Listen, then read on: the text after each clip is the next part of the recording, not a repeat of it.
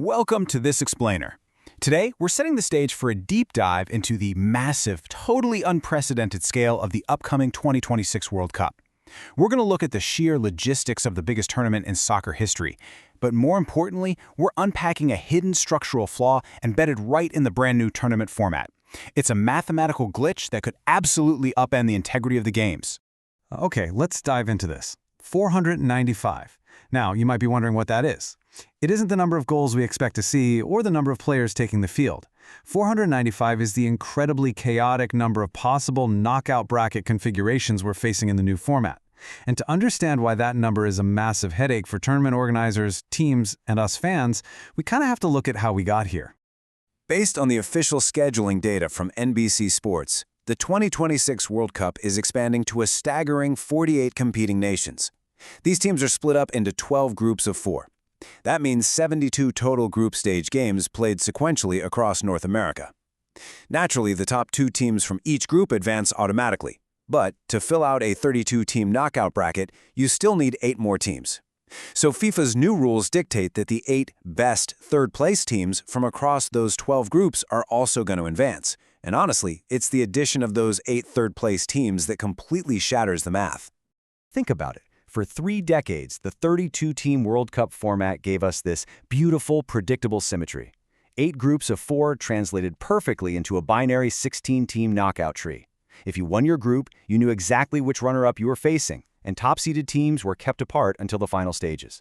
But now, we're literally shoehorning 12 groups into a 32-team knockout stage. Because we have to select 8 third-place teams out of a pool of 12, there just isn't a single symmetrical path anymore. We go from exactly one classic invariant bracket configuration straight up to a staggering 495 combinations. It's a combinatorial explosion. And what this means is that predetermining tournament paths is mathematically impossible. Matchups can only be finalized using a super complex lookup table after all 72 group matches are finished. Host cities won't know who's coming, and the teams won't even know their path to the final. Section 1. The Pot 4 Donor Effect. Let's look at this systemic flaw. Logistical complexity is really just the tip of the iceberg here. To grasp the real competitive flaw, we need to talk about the Pot 4 donor effect. This is a systemic flaw where a third-place team's advancement depends heavily on the weakness of the 4th-seeded team in its group rather than its own actual merit. Because third-place teams are ranked against each other globally to see who gets those 8 wildcard spots, goal difference becomes absolutely crucial. If a third-place team happens to be drawn into a group with a uniquely terrible 4th-seed team, the donor, they can just run up the score and artificially inflate their stats. When researchers ran 200,000 tournament simulations to test this, the data showed something wild. When the 4th seed is significantly weaker, a real punching bag, the third-place team's chance of advancing spikes dramatically up to near certainty. It mathematically rewards groups with a weak opponent, completely punishing teams in highly competitive groups, regardless of how well they actually play. Moving on to Section 2, the risk of strategic underperformance, or basically broken incentives. When a tournament bracket doesn't properly reward winning, you open the door to behavior that actively harms the sport. Which brings up a totally provocative question. Why on earth would an elite soccer team, a team at the absolute pinnacle of global competition, actually want to lose a group stage game? I mean, it sounds totally absurd, right? The whole point of the World Cup is to win. But under the current 2026 rules, winning your group might actually be a terrible idea. Let's map out this bizarre reality. If you win your group, yes, you get a third-place team in the round of 32. But the bracket is structured so that 8 of those group winners are immediately put on a collision course with another group winner right in the round of 16. Meanwhile, up to 4 runners-up can reach the quarterfinals without ever facing a single group winner. Finishing second can literally grant you a mathematically easier path to the trophy than finishing first. And because those 72 group stage games happen sequentially over roughly 2 weeks, teams playing on match day 3 have a massive informational advantage. They know the scores. They know the bracket combinations.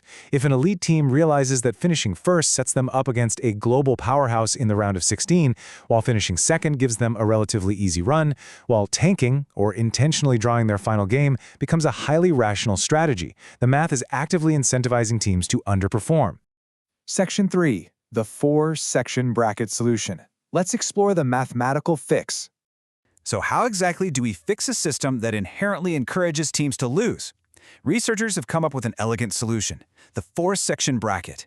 Instead of throwing all 12 groups into one giant tangled 495 combination mess, you divide the 12 groups into 4 self-contained mini-tournaments or sections of 3 groups each.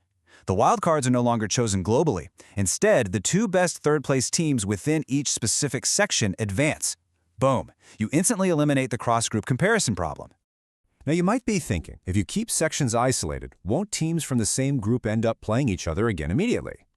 To solve that, the researchers propose 3 simple fixed transfer rules. First, group winners stay in their home section as protected anchors. Second, the runners-up are transferred to sections on the completely opposite side of the global bracket.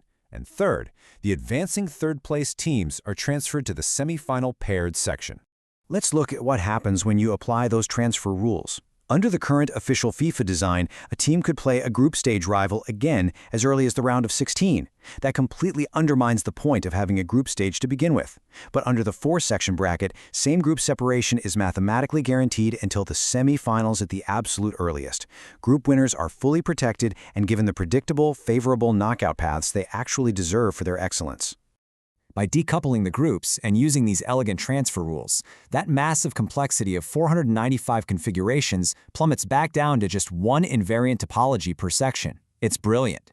We recover the beautiful symmetry of the 32-team era, eliminating the nightmare logistics for teams and broadcasters, all while removing the incentive to tank. The math on this is crystal clear. The current design is absolutely broken, but a clean structural fix exists without needing to change the number of teams or games at all. Which leaves us with one final, lingering question as we look toward North America. Will FIFA fix the math before the World kicks off in 2026? Thanks so much for joining this explainer. Keep asking questions, and we'll see you next time.